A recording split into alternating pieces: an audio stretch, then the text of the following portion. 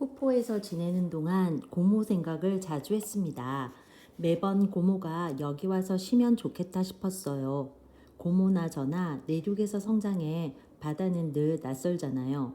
언젠가 고모가 먼 곳에 있는 산은 가도 여행 왔다는 생각이 들지 않을 만큼 친숙한데 가까운 곳이라도 바다에 가면 아주 멀리 떠나왔다는 생각이 든다고 쓴 글을 읽은 적이 있습니다. 저도 그래요.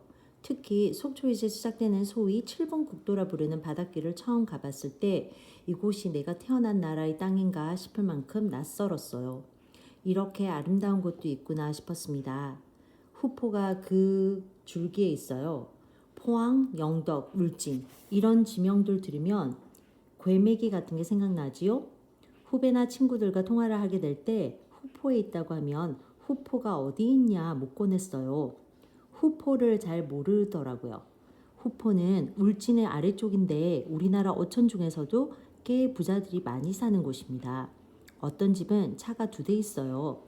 트럭형의 낡은 차는 동네나 항구 나갈 때 사용하고 울진이나 영덕에 나갈 때는 지프를 타고 간답니다. 후포항에 여객선 터미널이 있는데 그곳에서 울릉도로 가는 배를 탈 수 있어요. 일하러 간 게 아니라면 울릉도에 다녀올 수도 있었는데 가보고 싶다 생각만 하고 가지는 못했습니다. 지금 이 글을 쓰면서 문득 둘째가 자라면 후포에 데리고 가서 울릉도에 가봐야지 하는 생각이 드네요. 제가 제대할 때 아버지가 저를 데리고 남도를 여행했던 그때처럼요. 동해는 대체로 해변이 잘 되어 있지만 후포는 마을과 바다가 함께 있어서 이런 게 어촌 마을이구나 싶은 생각이 바로 들어요. 서울에서 꽤 멀어서인지 한적하고 조용한 편이지요. 어느 곳이나 해변이 이어져서 바다를 보며 산보를 하거나 달리기를 하기에도 그만입니다. PD형 어머니가 운영하는 펜션도 바로 바다와 연결되어 있습니다. 바다에 가자고 따로 마음을 먹지 않아도 아침에 일어나 방에서 나오면 바로 바다로 나가게 되어 있어요. 고모가 아침마다 해 저물녘에 후포의 갯바다 쪽으로 걸어가시는 모습을 생각해 봅니다. 물이 얼마나 맑은지 가슴이 후련해질 거예요.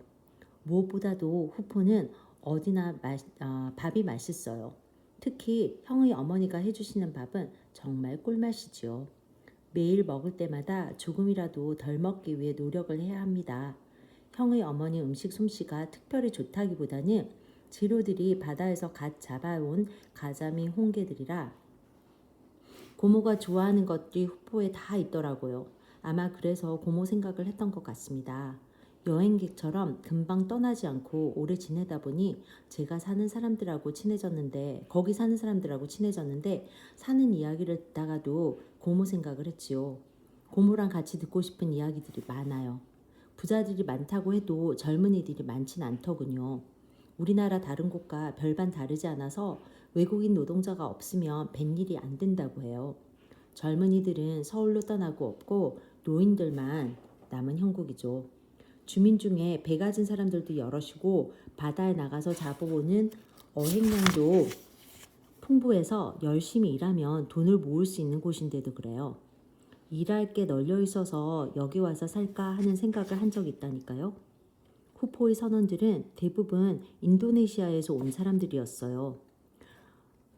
저로서는 그 풍경도 인상적이어서 필름에 담아볼까 하고 연초에 후포에 갔을 때 그들과 같이 밥도 먹고 일도 좀 도와주고 그랬습니다. 가무잡잡하고 소박한 그 친구들 나이는 25에서 35살까지 다양했어요. 얘기를 하다 보면 각자 고국의 아이들이 서너씩 있었습니다. 월급을 받아서 꼬박꼬박 집으로 보낸다고 하더군요.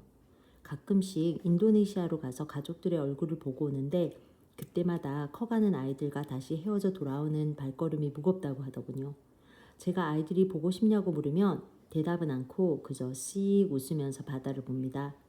그들 중에 나이가 35인 친구가 있는데 후포에 온 지 7년이 되었다고 해요. 한국말을 아주 잘해서 주민들이 그들과 얘기할 때 뭐가 잘 안 풀리면 그를 통하곤 했습니다. 저랑도 금방 친해졌는데 후포에서 번 돈으로 인도네시아에 집과 땅을 샀다고 자랑도 했습니다. 몇 년 더 일해서 땅을 넓힐 거라고 했습니다. 돌아가서 그 땅에 농사를 지을 거라고 그 땅에 심을 곡식들이며 과일들 이름도 많이 알려줬는데 아내가 사놓은 땅에 야자 농장을 짓고 있다고 했습니다. 야자 농사가 너무 잘 되어 값이 형편없는 것을 걱정하고 있었어요. 풍년이 들면 제값을 못 받는 것은 어디나 마찬가지인가 봐요. 그와 친해지니까 낯선 나라에 돈 벌러 온 가난한 노동자들에게 다른 모습이 보이더군요. 불과 수십 년 전 우리 아버지들이 이랬겠다 싶기도 했어요. 큰아버지가 리비아로 떠날 때 공항에 배웅하러 갔던 일도 생각나고요. 두 번째 후폭길에 저를 제일 반겨준 사람들은 인도네시아에서 온 그들이었어요. 그들은 가족하고 상봉하는 것처럼 저와의 제의를 반가워했습니다. 서울에 가자마자 그들을 잊고 지낸 게 미안할 지경으로 환영해 주었어요. 그들의 삶을 조명해보고 싶은 마음도 생겼어요. 나중에 후포를 배경으로 필름을 만들어 볼 기회가 왔으면 좋겠어요.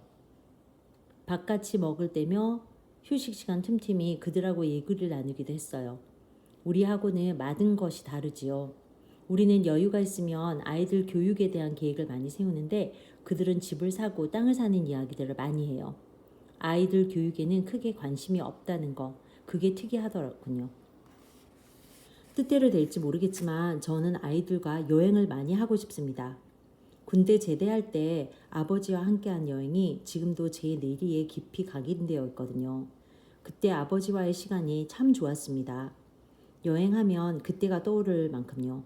엊그제는 둘째의 얼굴을 들여다보다가 은행에 갔었답니다. 둘째가 6살이나 7살 되었을 때 캠핑카를 구하려고 적금을 들었어요. 지금 당장 생활비도 아슬아슬한데 캠핑카를 꿈꾸며 적금이라니. 좀 우스워서 아내에게 말도 못했는데 은행에 다녀오니 기분이 한결 나아졌습니다. 그때 아버지와의 여행은 어떻게 성사된 것인지 처음으로 곰곰 생각도 해보았죠. 제대하면 바로 여행 가자고 아버지가 먼저 말씀하셨어요. 노트를 꺼내 여행 계획을 적어보는 게 생각보다 재미있었어요. 제대하는 날 아버지가 부대 앞으로 차를 가지고 오셨어요. 아버지와 번갈아 운전해 남도로 향하면서 느낀 그 해방감. 아버지 덕분에 제가 특별한 사람인 것 같았죠. 여수, 목포, 해남, 강진, 고흥. 날마다 숙소를 옮겨 다니면서 바다에도 가고 절에도 가고 꼬막도 먹고 낙지도 먹고 좋았습니다. 일주일이 하루처럼 흘러버린 여행이었어요. 그때 아버지와 처음으로 어른 대 어른으로 대면했던 것 같아요. 아버지는 제가 다니는 디지털 미디어 학과에 대해서 이것저것 물어보시더니 거기 나오면 어디에 취직하느냐고 물었어요. 저는 철도 없이 졸업하면 취직보다는 영화 연출을 하고 싶다고 했지요. 영화 쪽으로 다시 공부하고 싶다고요. 디지털 미디어 학과에서 배우는 모든 것이 영화 만드는 데 도움이 된다면서 들떠서 제 말만 했던 것 같아요. 아버지는 제 말의 반은 못 알아들었을 텐데도 하고 싶은 일을 해야지 그러셨어요.